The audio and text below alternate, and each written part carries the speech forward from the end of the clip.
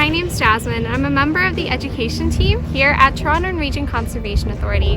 Recently, I got the chance to go out with the aquatic monitoring team here and learn more about some of the work that they're doing to survey for invasive Asian grass carp. So there are 4 species of invasive Asian carp.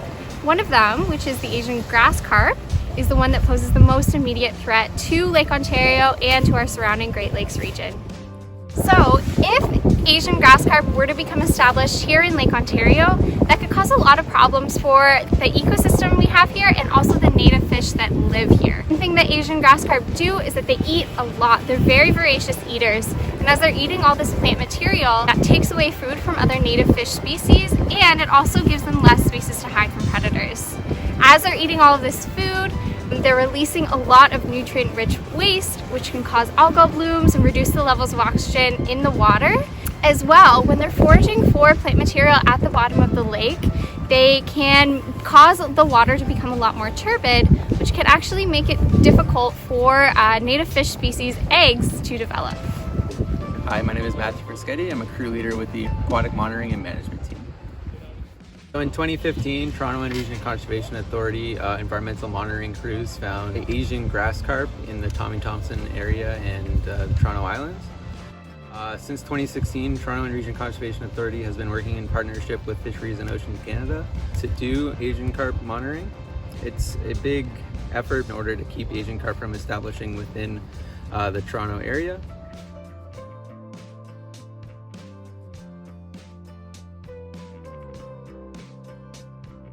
Hi, I'm Kirsten Poller. I'm with the Aquatic Monitoring team with Toronto Region Conservation Authority, and I'm one of the field assistants. The main ways we're looking for these Asian carp right now is using various nets. So we've got, as you'll see today, some Fyke nets, some Trammel nets, and some trap nets. The main purpose of these nets is to catch any fish that are swimming through the water, funnel them into a net, and then we will come back the next day after setting them and collect the fish. Okay, so we have a Trammel net deployed behind us. It's one of the various methods we're using in our Asian carp monitoring this season.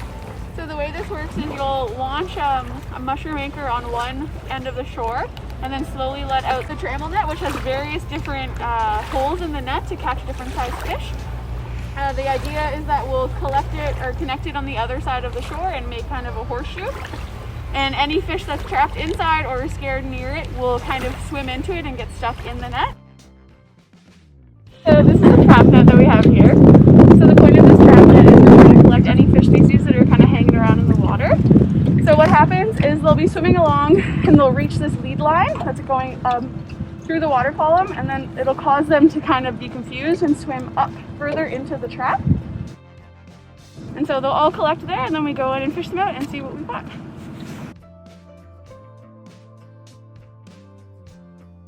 So this is our Fyke Net here.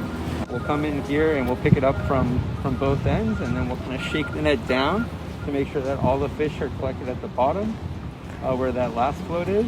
And then yeah, we'll take their length, weight, and ID them, and then we'll return them back to the lake as long as they're not an Asian carp. 87. So luckily, when I went out with the aquatic monitoring team, we did not find any grass carp or any other Asian carp species. The monitoring work that we're doing here is really important, but we need your help too. You can check out our fact sheet, which should be linked in the description below, and that has a lot of tips on how to identify our Asian carp species, specifically our Asian grass carp, and how to differentiate it from the other native fish species that we have here. If you ever do encounter or think you have encountered an Asian grass carp, then you can check out our fact sheet for what to do next.